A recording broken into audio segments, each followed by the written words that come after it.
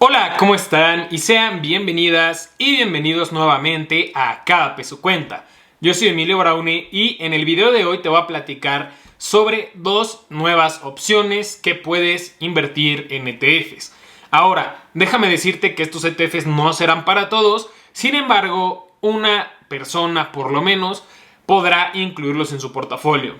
Este video quiero decirte que no es una asesoría financiera, solamente es un análisis de cada uno de estos dos ETFs y tratar de descubrir para quién es este tipo de inversión.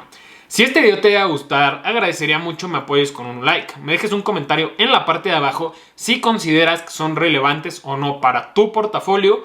Y por último, que te suscribas si eres nueva o nuevo por aquí o si simplemente se te ha olvidado hacerlo. Sin más preámbulos, vamos a empezar con el video de hoy.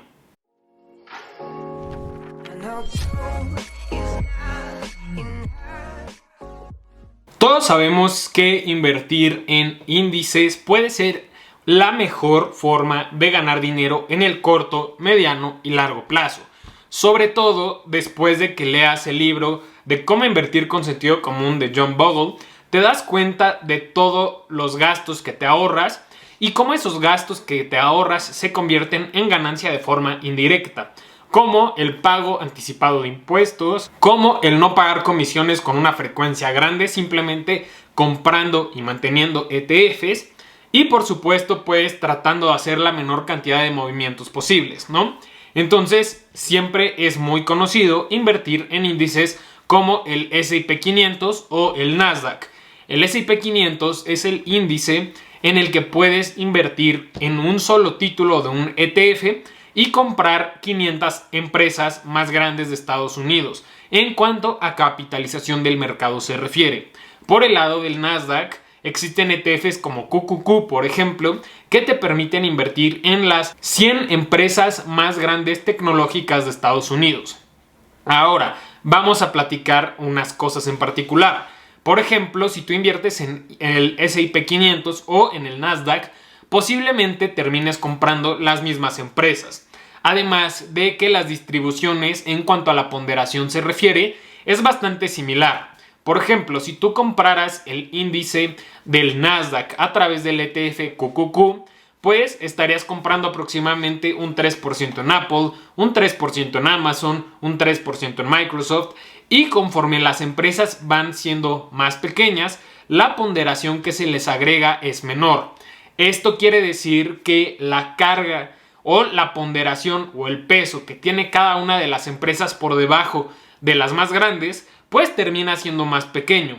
Esto significando y trayendo como resultado un mayor peso en las empresas más grandes y descuidando un poco las empresas más pequeñas. Y sí estás diversificado, pero las empresas pequeñas realmente no tienen un peso importante. Por ejemplo, si a una empresa pequeña le fuera a ir muy bien, pues definitivamente no se vería gran impacto en tu inversión. Entonces, a veces se puede perder el propósito de simplemente comprar un índice que te va a traer los rendimientos de las 100 empresas más grandes, cuando en realidad el 50% del ETF está enfocado en 10 o 15 empresas. Entonces aquí les traigo una solución. El ETF de QQQE.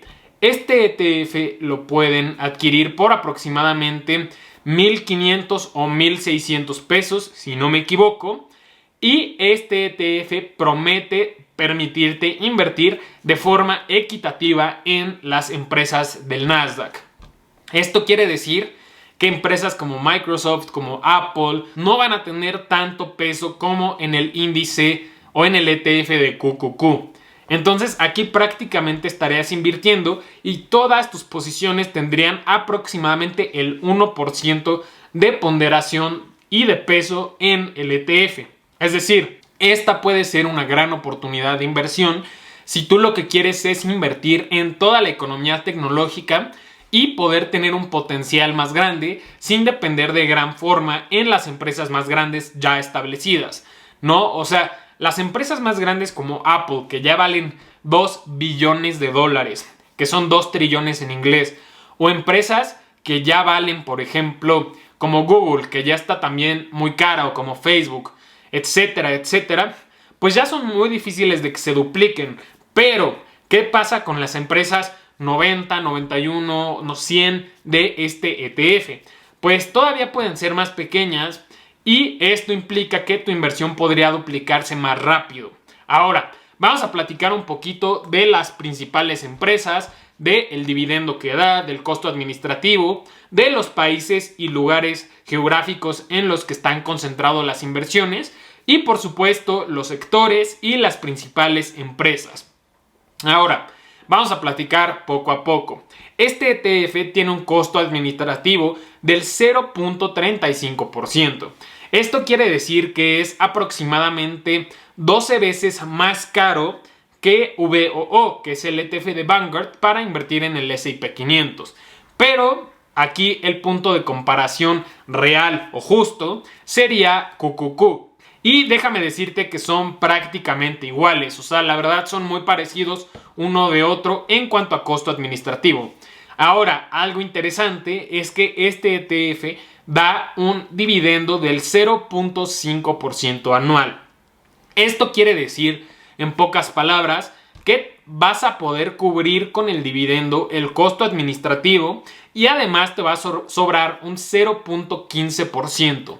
Esto quiere decir que año con año podríamos pensar que si este dividendo se mantiene, vas a tener un ETF prácticamente gratis en cuanto a administración, porque tu dividendo lo va a estar cubriendo.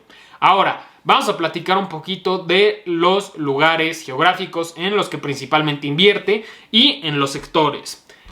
En cuestión de puntos geográficos, el 94.84% de las inversiones o de las empresas están localizadas en Estados Unidos.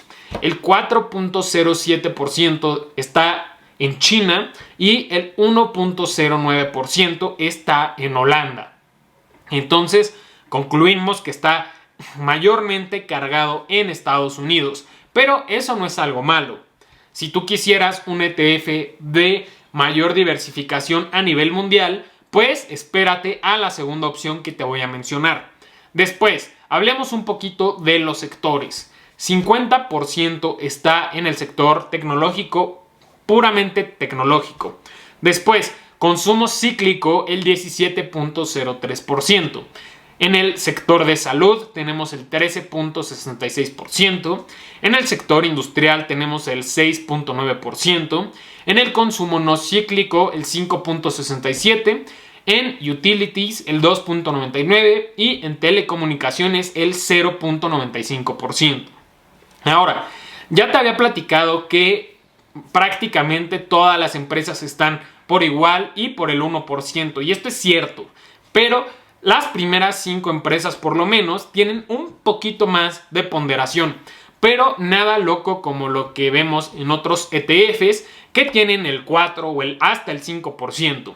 Las 5 posiciones más grandes aquí son Moderna con el 1.84%, Atlassian Corp con el 1.3%, Mercado Libre con el 1.21%, Advanced Micro Devices con el 1.19%, este es AMD, una empresa bastante famosa, y Dexcom con el 1.19%. Pero sabes que todas las diferentes empresas también están presentes con un 1% aproximadamente. Ahora, esta opción es para personas que quieran invertir y tener un mayor potencial de crecimiento que en ETFs como QQQ. Si eso es lo que quieres, esta es una opción para ti. Si tú quieres un ETF más sólido, que aunque sí, las empresas principales tienen un mayor peso, son empresas mucho más estables. Entonces podrías balancear un poquito y a lo mejor considerar tener los dos. Uno para un propósito y el otro para otro. Crecimiento y obviamente estabilidad. Ahora, el siguiente ETF posiblemente es una de las mejores opciones si solo pudieras o quisieras invertir en un solo ETF por el resto de tu vida. O sea, este es el ETF para comprar y mantener por siempre. Si solamente pudieras comprar un solo activo, si quieres invertir de forma 100% pasiva y ni siquiera quieres comprar diferentes ETFs, esta es tu opción. Ahora, vamos a platicar un poquito de este ETF en particular. Y bueno, hoy en esta parte les estoy platicando del ETF VT, que es el Vanguard Total World Stock ETF. Este ETF, a diferencia del pasado, invierte en todo el mundo con una mucho mejor diversificación, en mi opinión.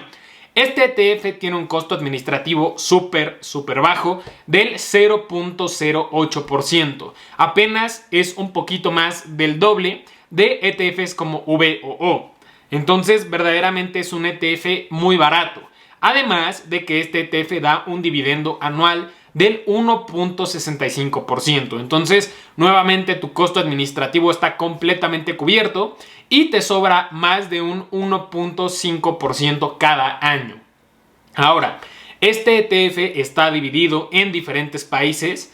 A diferencia del ETF pasado que tenía 94 o 96% en un solo país, que es Estados Unidos, este ETF está mucho mejor diversificado.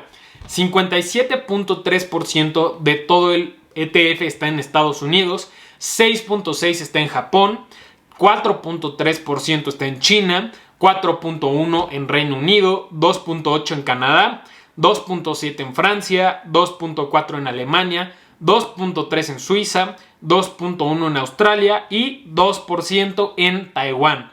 Entonces, aquí literalmente te das cuenta que puedes evitar y puedes abandonar tu ETF del S&P 500, puedes abandonar tu ETF del Nasdaq, de economías desarrolladas, de economías emergentes, de autos eléctricos. Aquí tienes prácticamente todo. Ahora, en mi opinión, yo personalmente, como sí me gusta dedicarle el tiempo y me gusta investigar nuevos ETFs, fibras, etcétera, pues yo solamente no tendría este. Pero definitivamente sí lo considero agregar. Pero si alguien quiere invertir de forma pasiva, esta es su opción. Vamos a ver sus principales posiciones y aquí se darán cuenta completamente de cómo es que cada ETF es diferente y cómo es que la ponderación juega un rol tan pero tan importante. La ponderación, si no sabes, es qué porcentaje del ETF total tiene cada empresa. Pero bueno, tenemos a Apple siendo la posición más grande con un 3.01%.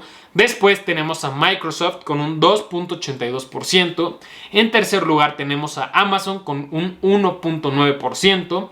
Facebook con 1.1%. Alphabet Inc. clase A, que es Google, con 1.05%. Alphabet Inc. clase C, que también es Google, con un 1.02%. Tesla con un 0.7%. Nvidia con un 0.6%, JP Morgan con un 0.59% y por último Johnson & Johnson también con un 0.59%. A partir de aquí pudimos ver cómo a partir de Tesla hacia abajo ninguna empresa tiene arriba del 1%. Entonces verdaderamente estás mucho mejor diversificado que en VOO, en el S&P 500, ¿no? Entonces estas son las dos opciones que te quería presentar el día de hoy. Platícame si las vas a considerar agregar a tu portafolio, si crees que son una buena opción. Obviamente tienes que considerar que este tipo de inversión posiblemente no te ofrezca tanto crecimiento como el S&P 500, por ejemplo, pero definitivamente te ofrece mucho más seguridad, estabilidad y reduce drásticamente tu riesgo. Pero bueno, creo que con esto podemos terminar el video de hoy. Espero hayas disfrutado este formato un poco más largo. Déjame en los comentarios si crees que debería hacer más videos con esta duración. Gracias por ver el video. No olvides darle like si te gustó, dejar un comentario en la parte de abajo y suscribirte si eres nueva o nuevo por aquí. Te invito a revisar el podcast La Cartera Fría, que es un podcast que empecé con mi amigo Carlos Estrada sobre criptomonedas. Te lo dejo en la descripción. También si quieres unirte a los miembros del canal, también te dejo el link en la descripción. Y si quieres recibir una mentoría para mejorar tus finanzas personales o que analicemos tu portafolio de inversión, mándame un correo a este que estás viendo en pantalla. Muchas gracias y por supuesto no olvides la frase del canal: cada peso cuenta. Nos vemos en la próxima.